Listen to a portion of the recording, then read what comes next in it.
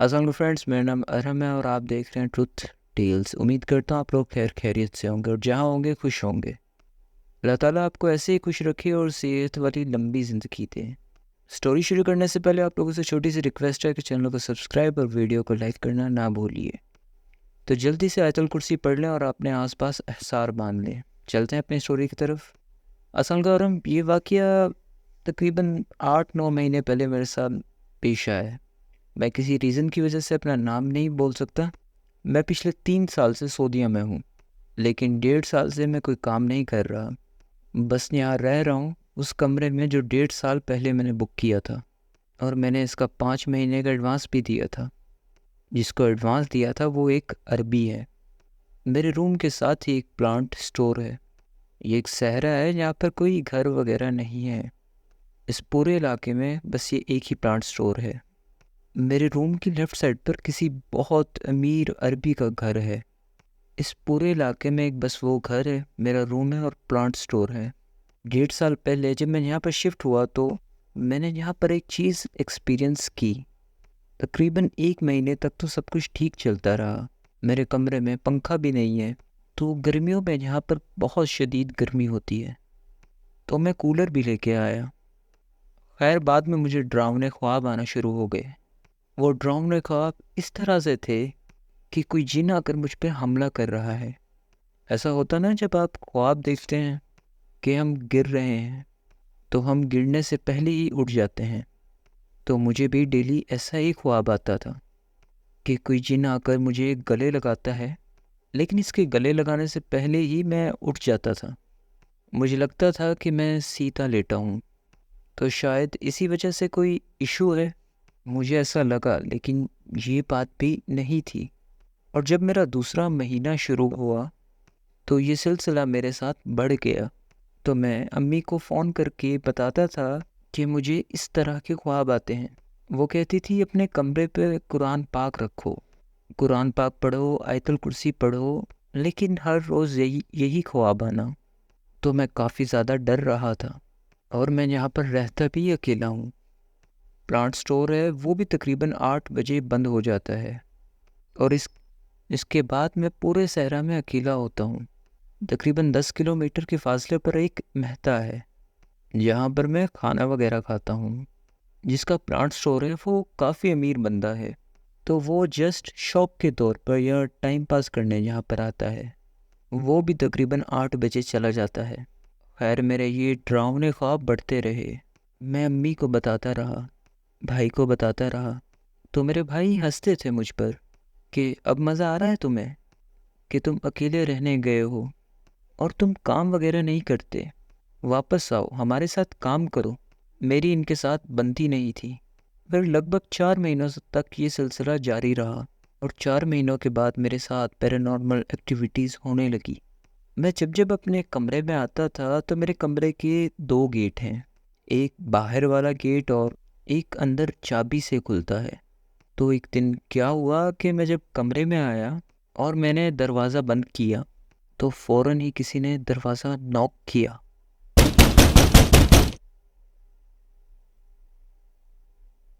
तो मुझे लगा कि शायद बाहर कोई है।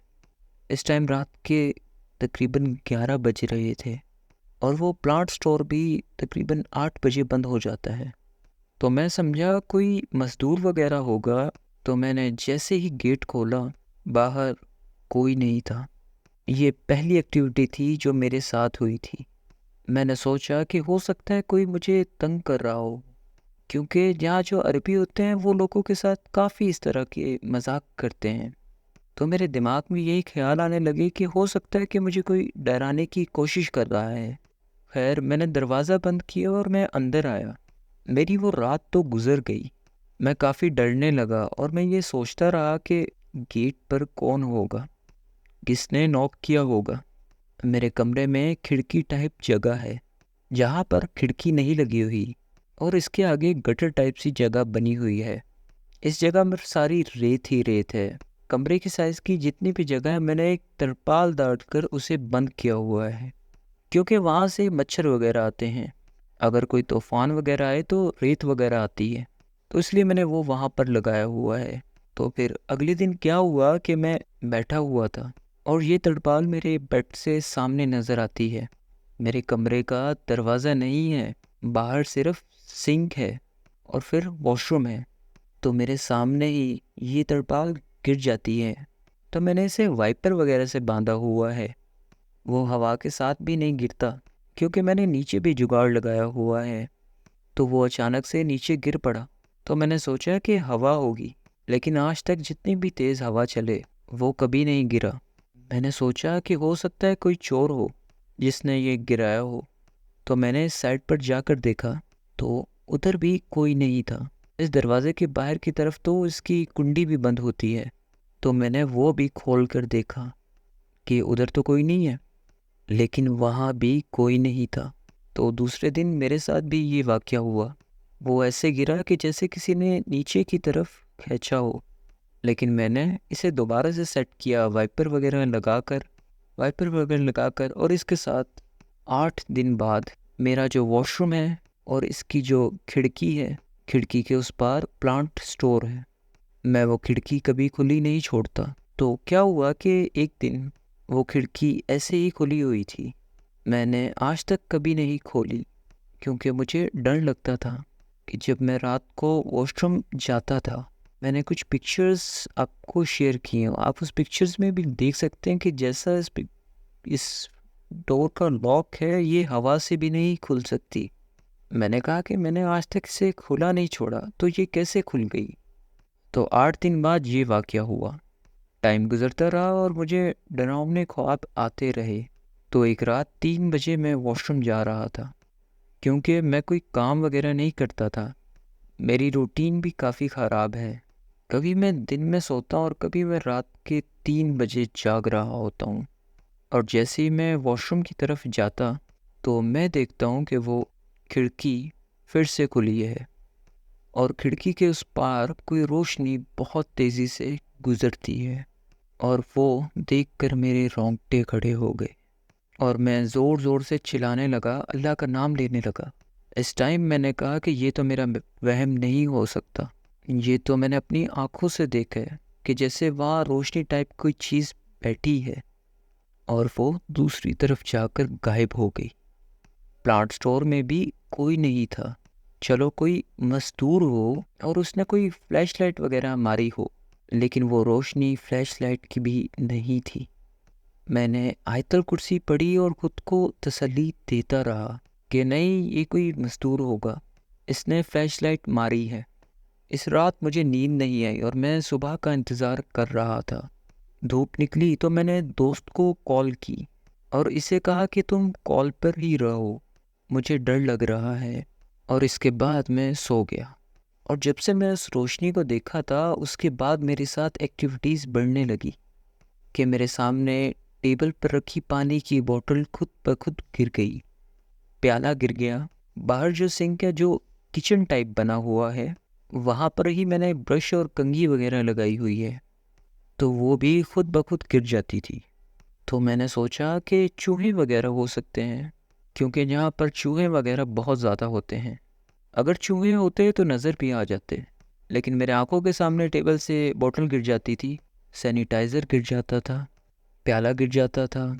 मैं खुद को तसल्ली देने लगा, मैं आहिस्ता आहिस्ता इन चीज़ों का आदी होने लगा। इस तरह 4 महीने गुजर गए। मुझे मुझे जैसे पहले डरावने ख्वाब आते थे कि मुझे कोई जिन मुझे गले लगा रहा है, कि मुझे ख्वाब में क्या आने लगा कि एक आदमी जिसने कफन पहना हुआ है कि वो मेरा हाथ पकड़कर मुझे कह रहा है कि मुझे बचाओ। खुद सोचें कि जब कोई इंसान सहरा में अकेला रहता हो और इसके साथ पैरानॉर्मल एक्टिविटीज़ भी हो रही हों, इसे डरावने ख्वाब भी आते हों और ख्वाब में भी ये आने लगे, तो सोचें इस इंसान की क्या कैफियत होगी। और इसके बाद जब मैं ख्वाब से उठा तो मेरे रोंगटे खड़े थे। इस टाइम मेरी जो सिचुएशन थी मैं बयान नहीं कर सकता। रात के 4 बज गए थे, मेरे पास कोई सहारा नहीं था। मैंने सोचा कि मैं किसी दोस्त को कॉल कर लूँ, खुद को तसल्ली कैसे दूँ कि मैं काम डाउन हो जाऊँ। मैंने दोस्त को कॉल की, दोस्त सो रहा था, फैमिली वाले भी घर पे सो रहे थे। मैं इतना ज़्यादा डर गया था कि ना तो मैं बाहर घर के जा सका। ये बिल्कुल सहरा है तो गाड़ी भी बहुत टाइम के बाद कोई गुजरती है। सोच रहा था कि दोस्त को कॉल करूं और इसके साथ कॉल पर ही सो जाऊं। मैं बाहर भी नहीं जा सकता था। मैं उठा और स्पीकर पे ही कुरान की तिलावत लगाई। इससे थोड़ा बहुत सुकून मिला और जब सुबह धूप निकली तब मैं सो गया। और फिर हर दूसरे तीसरे दिन वो शख्स मेरे ख्वाब में आता। भाई, इसकी शक्ल कुछ इस तरह थी जैसे इसके चेहरे पर अंगारे लगे हों। और वो फिर से मेरे ख्वाब में आया और मुझे कहा कि मुझे बचाओ। मेरी फिर से वही सिचुएशन थी और मेरे रोंगटे खड़े थे। कहने में तो आसान लग रहा है, लेकिन वो वाकई ऐसा ख्वाब था कि मुझे बहुत डर लगता था। मैं रात को उठा तो फिर से वही टाइम था, रात की 4 बज रहे थे। मैंने उसी टाइम फ़ोन उठाया और कहा कि मैं दोस्त को कॉल करूं। मैं वापस भाइयों के पास भी नहीं जा सकता था और ना ही पाकिस्तान, क्योंकि मेरे पास इतने पैसे नहीं थे। और फिर 1 महीना मुसलसल मेरे साथ यही होता रहा कि वो मेरे ख्वाब में आता और मुझे कहता कि मुझे बचाओ। मैं अपने भाई को कहता था कि इस तरह मेरे ख्वाब में मुड़ता आता है और वो मुझे कहता है कि मुझे बचाओ। इसकी क्या ताबीर हो सकती है? तो वो कहते थे कि तुम नमाज नहीं पढ़ते, हालांकि मैं 5 वक्त की नमाज पढ़ता हूँ। मैंने कहा कि मुझे पैसे दो तभी मैं किसी अच्छी सी जगह पर रहूँ, या फिर मुझे इतने पैसे दो कि मैं पाकिस्तान जाऊँ। मुझे यहाँ नहीं रहना। मैं यहाँ पर इसलिए रह रहा हूँ कि मैं यूरोप जाना चाहता हूँ।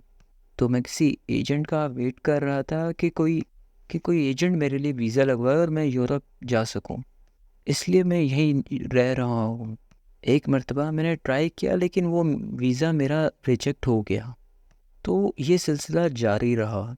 एक दिन क्या हुआ कि मैं फ़ोन पे लगा हुआ था कि मेरे बेड के पीछे एक छोटी सी स्लेट बनी हुई है। तो मुझे ऐसा लगा कि मेरे पीछे कोई है। इस टाइम रात के 12 बज रहे थे। तो मैंने जैसे ही पीछे देखा तो वही आदमी जो मेरे ख्वाब में आ रहा था वो उसी स्लेट पर बैठा हुआ था और इसका कद बहुत ऊंचा था। मैंने जैसे ही इसे देखा मैंने अपना फ़ोन बेड पर ही छोड़ दिया और मैं बाहर निकल गया। तो वहाँ पर भी बहुत अंधेरा था। यहाँ पर जो रोड है वहाँ पर कोई लाइट वगैरह नहीं लगी होती। वहाँ ना तो कोई गाड़ी और ना ही कोई इंसान। और आप यकीन करें कि मैं 2 घंटे वहाँ बाहर रहा। मुझ में इतनी हिम्मत नहीं हो रही थी कि मैं कमरे में वापस आकर फ़ोन ले लूँ और भाई को कॉल करूँ। मैं 2 घंटे तक बाहर बैठा रहा, लेकिन वहाँ से एक गाड़ी भी नहीं गुजरी। अगर वहाँ से कोई गाड़ी गुजरती तो मैं उसको कहता कि मेरे साथ चलो, मैंने अपना फ़ोन लेना है। मैं इतना ज़्यादा डरा हुआ था और मुसलसल 2 घंटे तक मेरे रोंगटे खड़े रहे। आप खुद सोचें कि आप एक ऐसी जगह पर हैं जहाँ कोई इंसान नहीं है और वो जो आपके ख्वाबों में आता है वो हकीकत में आपके कमरे में मौजूद है। ये सोचकर ही इंसान के रोंगटे खड़े हो जाते हैं। मेरा जो कमरा है इसके तकरीबन 5 किलोमीटर के फासले पर डबल रोड शुरू होता है और वहाँ से थोड़ा सा आगे आपको बहता नज़र आएगा और वहाँ पर आपको कुछ गाड़ियाँ वगैरह नज़र आएंगी। ज़्यादातर ट्रक वगैरह ही होते हैं। 2 घंटे बाद मैं आयतल कुर्सी पढ़ते हुए अंदर आया और मैंने अपना फ़ोन लिया। मैंने दोस्त को कॉल की। रात के 2:30 बज रहे थे। मैंने कहा कि मेरे साथ ये सीन हुआ है। मैंने इसको सारा वाक़या सुनाया तो इसने कहा कि अगर वहाँ पर कोई आलिम है तो इसको जाकर बताओ। मैंने कहा कि मैं भाइयों को बता रहा हूँ, लेकिन वो मुझ पर हंस रहे हैं, कोई मेरी मदद नहीं कर रहा है। तो उसने मुझसे कहा कि किसी आलिम से अपने ख्वाब की ताबीर पूछो। मैंने कहा ख्वाब छोड़ो कि मुझे हकीकत में वो बंदा नज़र आया है और मैं भाई से कह रहा था यार मुझे पैसे दो या मैं पाकिस्तान चला जाऊँ या फिर किसी और जगह शिफ्ट हो जाऊँ। मैंने 2 दफ़ा इस जगह का रेंट दिया था और अब मेरे पास इतने पैसे नहीं थे, तो मैं अपने चाचू को बता देता हूँ। वो एक आलिम है। मेरे चाचू भी तकरीबन 120 किलोमीटर के फासले पर रहते हैं। मैंने अपने चाचू को सारा वाक़या बताया तो उन्होंने मुझसे कहा कि नीचे ज़मीन पर बैठो, मैं कुछ करता हूँ। मैंने कहा कि आप क्या करने वाले हैं? इन्होंने कहा कि मुझ पर भरोसा रखो। फिर मैं एकदम से बेहोश हो गया और इसके बाद फिर मुझे नहीं पता कि क्या हुआ। फिर बाद में मैंने अपने चाचू से पूछा तो इन्होंने कहा कि हाँ पुलिस को बुलाते हैं। तो फिर मैंने पुलिस को कॉल की। तो इन्होंने कहा कि आप किस जगह पर हैं। तो मैंने इन्हें अपनी लोकेशन बताई। तो इन्होंने कहा कि जो भी आपकी लोकेशन के करीब होंगे हम इन्हें आपके पास भेज देंगे। हम लोग वेट करते रहे। तो मैंने अपने चाचू से कहा कि बताएं तो सही हुआ क्या है। तो उन्होंने कहा कि पहले ये मसला हल हो जाने दो, फिर मैं बताऊंगा। जैसे कि मैंने आपको पहले भी बताया था, मेरे कमरे के साथ एक जगह है जहाँ पर मैंने तरपाल लगाई हुई है, जहाँ पर गटर सा बना हुआ है और बहुत ज़्यादा रेत है। तो जब पुलिस आई तो मेरे चाचू ने पुलिस को बताया कि हमने ये जगह खोदनी है। हमारे साथ जो प्लांट स्टोर था, हमने वहाँ से खुदाई के लिए सारी चीज़ें लीं और हाँ, इस जगह को खुदवाने लगे। और आप यकीन करें कि इस जगह पर एक डेड बॉडी पड़ी हुई थी। मेरे चाचू ने पुलिस को इसलिए बुलाया था कि शायद वहाँ पर किसी ने कोई मर्डर किया हुआ था। और जहाँ तक मुझे लगता है कि यहाँ पर जो एक अरबी था वो सही आदमी नहीं था, काफ़ी बदमाश टाइप का है। तो उसने मुझे पहले कहा भी था कि इस साइड पे तुम कचरा नहीं गिराना, ये जो साइड पर जगह है इसमें तुम्हारा कोई लेना देना नहीं है, तुम यहाँ पर कुछ नहीं करोगे। इस जगह को देख के नहीं लगता था कि यहाँ पर कोई डेड बॉडी हो सकती है, वो बिल्कुल एक गटर की जैसे ही है। वही डेड बॉडी मेरे ख्वाबों में आती थी। पुलिस ने अपनी इन्वेस्टिगेशन जारी रखी। 1 महीने तक डेली पुलिस यहाँ पर आती थी और मैं निकल भी नहीं सकता था क्योंकि मैंने 5 महीने का रेंट दिया हुआ था। तो वो अरबी 1 हफ्ते तक गायब रहा और वो प्लांट स्टोर भी बंद रहा। तो मैं जब बेहोश हुआ था तो मेरे चाचू ने मुझे बताया कि मैंने तुम्हें पोजेस्ड किया था, यहाँ पर जिन्नात के असरात भी थे और उस डेड बॉडी की वजह से एक जिन इशारा करते करते तुम्हें वहाँ तक ले गया। इन्होंने इशारा किया कि यहाँ पर कुछ है। वो जिन अरबी थे और वो अरबी ज़ुबान में बात कर रहे थे। इन्होंने पुलिस को इसलिए बुलाया था, यानी मेरे चाचू के मौकलात थे कि ऐसा ना हो कि हम यहाँ पर खुदाई करें और डेड बॉडी को हमारे हाथ लगे या जो भी चीज़ वहाँ पर है कहीं पुलिस हमें ना पकड़ ले कि ये मर्डर हमने किया है। इसलिए पहले हमने पुलिस को बुलाया और फिर वहाँ से डेड बॉडी निकलवाई और फिर वो केस चलता रहा। मुझे नहीं पता कि इसका क्या फ़ैसला हुआ और वो मर्डर किसने किया था। मैंने पुलिस को बताया भी था कि उस अरबी ने मुझे मना किया था कि इस साइट पर नहीं जाना। जब मैंने ये बताया तो इसके 1 हफ्ते तक ये प्लांट स्टोर बंद रहा था। पता नहीं वो डेड बॉडी किसकी थी और कौन उसे वहाँ दफना गया था। मैंने आप लोगों को इस जगह की पिक्चर्स भी भेजी हैं। तो ये थी मेरी स्टोरी। उम्मीद करते हैं आपकी और फैमिली को ये पसंद आएगी। तो बहुत बहुत शुक्रिया आपकी स्टोरी का। उम्मीद करता हूँ आप लोगों को स्टोरी पसंद आई। अगर आपको ये स्टोरी पसंद आई, चैनल को सब्सक्राइब और वीडियो को लाइक करना नहीं भूलिए। तो मिलते हैं आपसे नेक्स्ट वीडियो में, तब तक के लिए शब ब खैर।